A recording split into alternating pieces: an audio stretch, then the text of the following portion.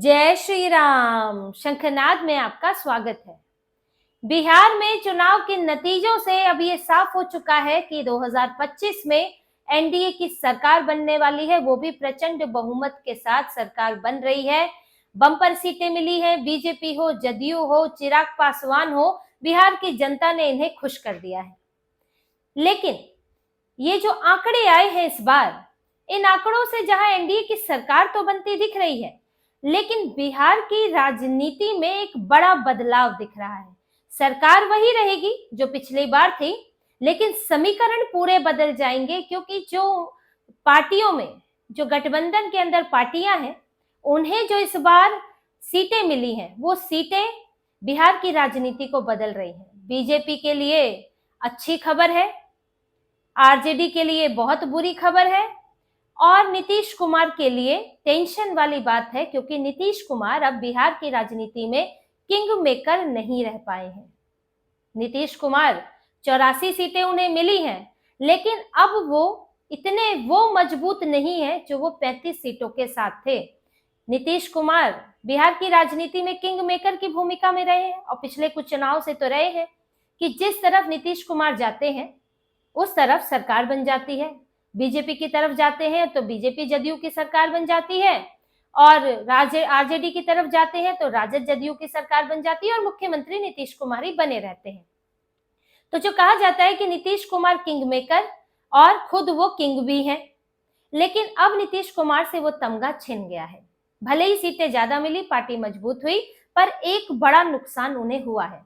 और वो नुकसान क्या है और कैसे बीजेपी इसमें मजबूत हुई है, बीजेपी को फायदा हुआ है, ये आप इन आंकड़ों से समझिए। ये चुनाव आयोग का डेटा है, जो देर शाम का डेटा है, और इसमें कुछ बदलाव फाइनल लिस्ट में हो सकते हैं। कुछ सीटें बढ़ भी सकती है, कुछ घट भी जा सकती है, लेकिन लगभग लगता है कि यही आंकड़े रहने वाले हैं।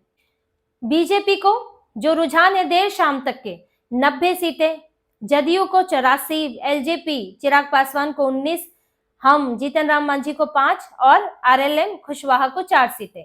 इधर राजद को 25, कांग्रेस को 6, लेफ्ट को 3 सीटें मिलती हुई दिख रही हैं।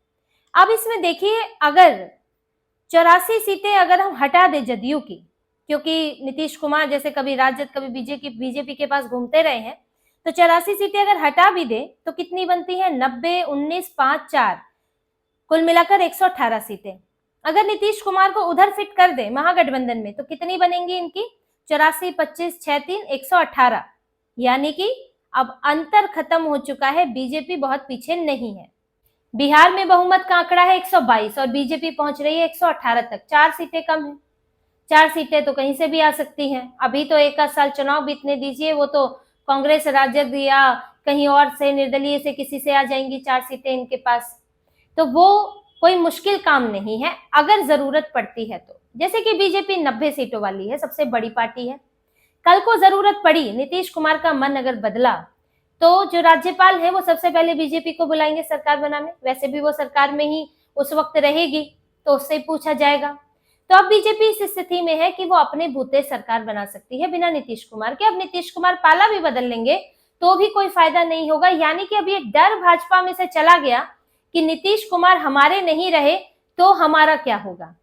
तो नीतीश कुमार इस बार 84 सीटें ले तो आए हैं, लेकिन वो किंग मेकर अब नहीं रह गए हैं। अब किंग जो है वो बने हैं क्योंकि भाजपा उन्हें किंग बनने दे रही है।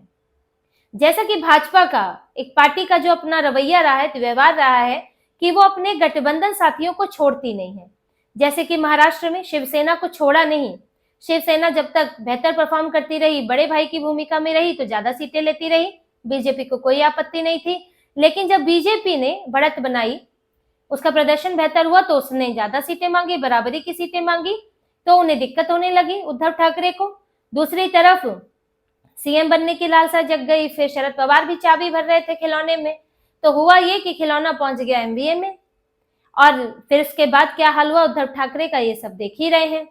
तो यहाँ पर बीजेपी ने साथ नहीं छोड़ा। यहाँ चिराग पासवान पिछली बार अलग हुए थे तो मनाने की बहुत कोशिश की गई थी, लेकिन उनकी डिमांड कुछ ज्यादा थी, और फिर उन्हें लग रहा था कि मैं अकेले काफी कुछ कर सकता हूँ। लेकिन हुआ क्या, एक सीट जीते और घूम फिर के पीएम मोदी के हनुमान ही बन गए और एनडीए में वापसी कर ली। तो बीजेपी ने अपने साथियों को छोड़ा नहीं है। बल्कि अगर जब जो जाना चाहे उसको क्या कर सकते हैं, नीतीश कुमार भी अपनी मर्जी से गए थे। तो इस हिसाब से बीजेपी नीतीश कुमार को छोड़ेगी नहीं, नीतीश कुमार ही मुख्यमंत्री रहेंगे। पीएम मोदी भी नीतीश कुमार को बधाई दे चुके हैं और इसमें नीतीश कुमार के नाम का जिक्र करने का मतलब है साफ कर देना, कोई भ्रम ना रहे कि मुख्यमंत्री कौन रहेगा। वो नहीं लगता है कि मुख्यमंत्री भाजपा का रहेगा, डिप्टी सीएम भाजपा का रहेगा। आगे चल के क्या होता है ये नीतीश कुमार के ऊपर है, उनकी तबीयत और जदयू की स्थिति, या और आगे चुनाव में क्या होता है ये बात की बात है। लेकिन यहाँ पर बीजेपी क्योंकि बनने दे रही है उन्हें मुख्यमंत्री, तो वो इसलिए बन पा रहे हैं। अगर बीजेपी इस वक्त चाहे कि वो मुख्यमंत्री ना बने, भाजपा का बने, तो ऐसा भी संभव हो सकता है, बीजेपी अपनी सरकार बना सकती है। तो नीतीश कुमार की वो ताकत अब चली गई है, वो जादू जो उनका था कि जहां जाएंगे वहां बाहर आ जाएगी, अब वो स्थिति नहीं रही है। अब उनकी पार्टी ये नहीं सोच सकती है कि बीजेपी नहीं तो राजद और राजद नहीं तो बीजेपी, क्योंकि राजद में जाने का फायदा होना नहीं, आप सत्ता से बाहर हो जाएंगे और आप बीजेपी को नुकसान भी नहीं पहुंचा पाएंगे। अब रही आने वाले चुनाव की बात, अगर राजद या जदयू का रुख बदल ही जाए अगर बिल्कुल, तो आने वाले चुनाव में जदयू की क्या स्थिति रहेगी। नीतीश कुमार की अपनी तबीयत ठीक नहीं रहती है, जदयू का अगला नेतृत्व क्या होगा, उसे चुनाव में राजद की जरूरत पड़ती है कि बीजेपी की जरूरत पड़ती है, क्या वो अपने दम पर कुछ कर सकती है। और राजद की स्थिति ये है, देखिए नीतीश कुमार क्यों अलग हुए, आखिर क्यों बार बार वो लौटाते हैं, क्योंकि राजद हावी होने की कोशिश करती है और बीजेपी समन्वय बैठाती है, वो बीजेपी के साथ ज्यादा कंफर्टेबल रहते हैं। राजद का हिसाब ये है क्योंकि तेजस्वी यादव को खुद मुख्यमंत्री बनना है तो कंपटीशन बहुत ज्यादा है, वो नीतीश कुमार के फैसलों को भी अपने नाम पर जोड़ लेते हैं कि मुख्यमंत्री नहीं करा रहे, उप मुख्यमंत्री सब करा रहे हैं। और जब क्रेडिट छीना जाने लगा था, जब उनकी पार्टी को ही खा रही थी राजद, तो तब नीतीश कुमार ने कान पकड़े और वापस आए और कहा अब नहीं जाऊंगा, अब मैं यही रहूंगा, सम्मान मुझे यही मिलता है। तो जदयू ज्यादा कंफर्टेबल बीजेपी के साथ ही रहती है, पर अब वो दम भरकर नहीं रह पाएगी क्योंकि इस वक्त ताकत बीजेपी के हाथ में है।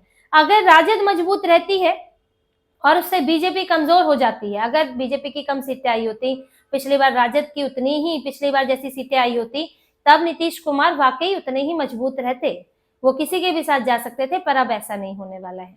तो ये बड़ा बदलाव हुआ है बिहार की राजनीति में बीजेपी के सबसे बड़ी पार्टी बनकर उभरने से, कि अब ये दल इधर उधर पार्टी गठबंधन बदलना फिलहाल ये नहीं होने वाला है। तो सरकार बनाना तो एक अलग बात है, गठबंधन की सरकार होगी, लेकिन गठबंधन में जो समन्वय होना चाहिए उसके साथ साथ पार्टियों की अपनी स्थितियां भी होती हैं। ऐसा नहीं होता है कि गठबंधन है तो कोई अपने बारे में सोच ही नहीं रहा है। अब जैसे महागठबंधन में कांग्रेस जीतने वाली सीटें चाहती थी, सीटों पर अड़ी थी, राजद अपनी स्थितियां देख रही थी, वो सीएम चेहरा बनना चाहते थे तेजस्वी, मुकेश सहनी अपनी स्थिति देख रहे थे, उन्हें डिप्टी सीएम बनना था। तो एक होती है महागठबंधन की ग्रोथ, गठबंधन की ग्रोथ, एक होती है अपनी ग्रोथ, तो दोनों साथ साथ चलती हैं। तो वही बात है, महागठबंधन में जो सब है, ना तो पूरा गठबंधन आगे बढ़ा ना पार्टी के लोग बढ़े, लेकिन यहाँ पर गठबंधन भी आगे बढ़ा और पार्टी के लोग भी बढ़े, हर कोई आगे बढ़ना चाहता है। बीजेपी भी पूरी कोशिश कर रही थी और उसे सफलता भी मिली, और इस सफलता से उसे बड़ा फायदा यहाँ पर हुआ है। नीतीश कुमार को भी सफलता मिली और नीतीश कुमार भी 84 सीटों पर आए, तो अब वो कोई बहुत छोटे भाई नहीं है। लग रहा था जैसे पिछली बार बीजेपी के रहमो करम पर है, जबकि पिछली बार नीतीश कुमार की अहमियत ज्यादा थी क्योंकि पिछली बार राजद ज्यादा सीटों पर थी, और इस बार नीतीश कुमार की अहमियत कम हो गई है क्योंकि बीजेपी 90 सीटों पर चली गई है। तो ये बड़ा बदलाव आप देखेंगे और नीतीश कुमार की स्थिति में भी देखेंगे कि आगे अब जब वो मुख्यमंत्री बनते हैं तो इस चीज का असर क्या रहता है। तो यहाँ पर सरकार तो देखिए वही बन गई है, एनडीए की ही सरकार है, नीतीश कुमार ही मुख्यमंत्री रहेंगे। अंतर यही होगा कि इस बार नीतीश कुमार अपने दम पर नहीं है, इस बार नीतीश कुमार इसलिए है क्योंकि बीजेपी वादा निभा रही है, क्योंकि बीजेपी जनता के सामने जो वादा किया था कि जदयू और बीजेपी एनडीए की सरकार बनेगी, उस वादे पर कायम है। तो इसीलिए नीतीश कुमार को मुख्यमंत्री का पद बेहद आसानी से मिल रहा है और वो 5 साल लगता है बना भी रहेगा, क्योंकि भाजपा का जो रवैया है वो बदलने वाला नहीं लगता है और वो इसी तरह से गठबंधन में सहयोगी बनी रहेगी। तो इसी तरह की और खबरें और विश्लेषण आपके लिए लाते रहेंगे। हमसे जुड़े रहिए, सब्सक्राइब कीजिए, कमेंट कीजिए। बहुत बहुत धन्यवाद। जय श्री राम।